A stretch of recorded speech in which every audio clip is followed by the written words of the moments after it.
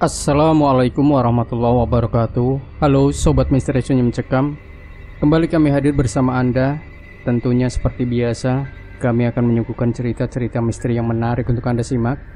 Untuk kesempatan kali ini kami sudah menyiapkan sebuah kisah nyata misteri yang berjudul Perkampungan Makhluk Halus di Gunung Lipan. Selama ini apakah Anda pernah mendengar atau berada di dekat Gunung Lipan? Khususnya mereka yang belum pernah mendengar dengan nama tersebut tentu merasa sangat aneh dan merasa heran, karena pada umumnya para pendaki dan petualang tidak pernah mendengar nama Gunung Lipan. Jadi memang Gunung Lipan ini hanya banyak diketahui oleh yang mempunyai usia yang lebih dari 70 tahun ke atas. Bagi generasi setelahnya tentu sangat asing.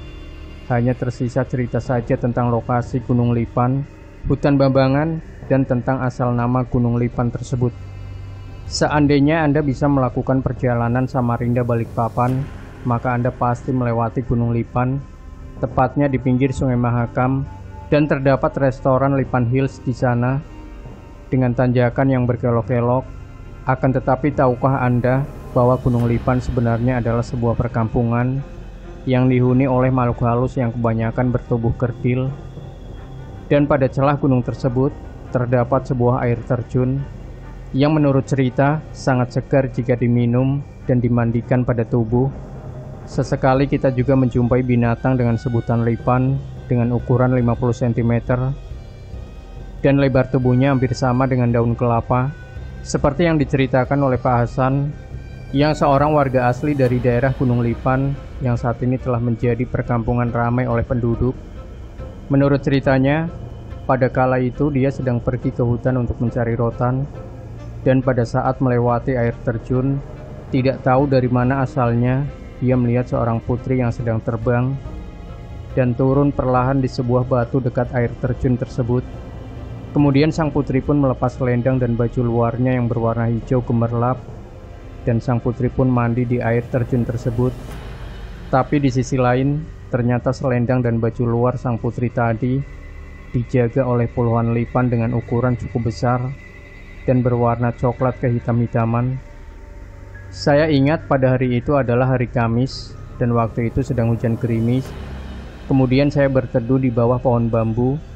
Ungkap Pak Hasan yang kini tinggal di Lowahui, Kampung Harapan Baru, Kelurahan Loa, Janan Ilir. Namun tidak hanya Lipan saja ternyata yang menghuni daerah tersebut, sebab menurut cerita yang beredar, di sana juga terdapat para makhluk gaib yang bertubuh kerdil dan sering berkeliaran, termasuk kerap berbaur dengan warga asli setempat. Lebih anehnya lagi, biasanya keberadaan mereka diketahui, maka makhluk gaib tersebut cepat sekali menghilang dan memasuki hutan, dan tidak pernah ada yang melihat lagi.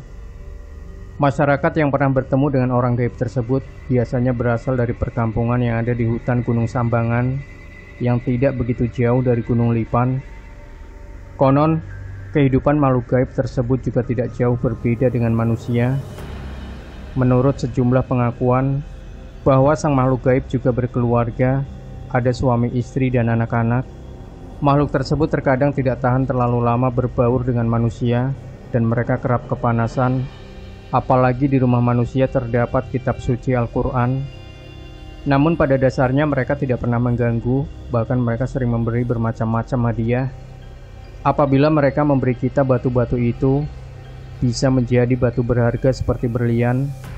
Begitu pula jika mereka memberi buah atau kunyit, ini bisa menjadi gumpalan emas murni.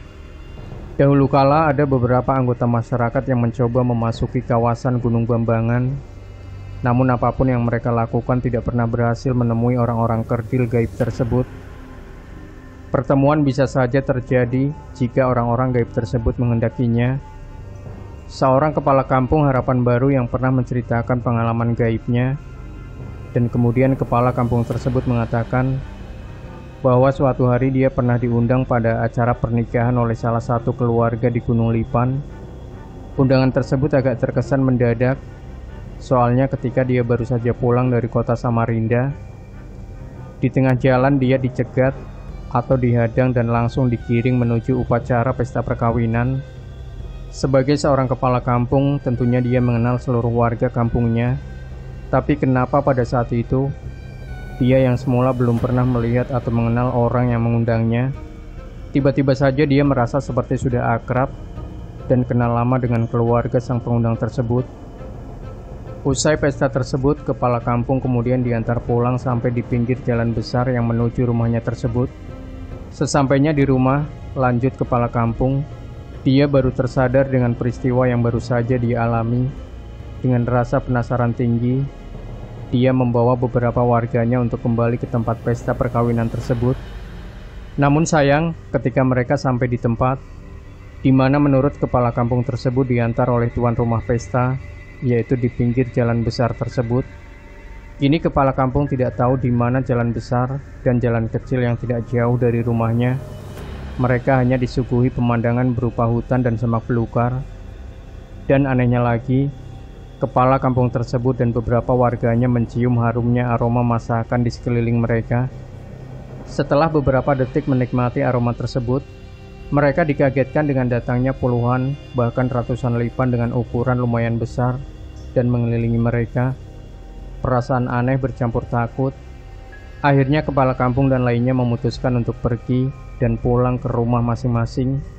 Samarinda kota maupun Samarinda seberang dulunya banyak cerita atau kisah-kisah misteri dan banyak terdapat daerah yang angker.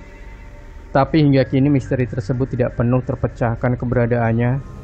Adapun cerita nyata dan hal gaib yang banyak dialami oleh warga setempat, yaitu gunung permandian yang telah banyak memakan korban, hingga muncul cerita adanya roh-roh yang bergentayangan dan anak-anak Belanda yang dulunya terkubur di sana.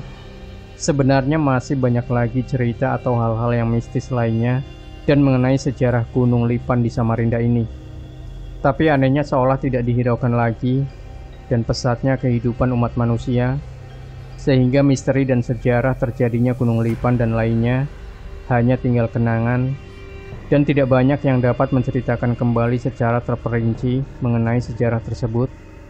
Nyatanya dulu, setiap setahun sekali, diadakan pelas kampung dengan memberikan sesaji untuk mereka yang tidak terlihat. Adapun tujuannya adalah agar manusia biasa yang tinggal di tempat tersebut tidak diganggu oleh para makhluk-makhluk gaib yang juga tinggal di sana.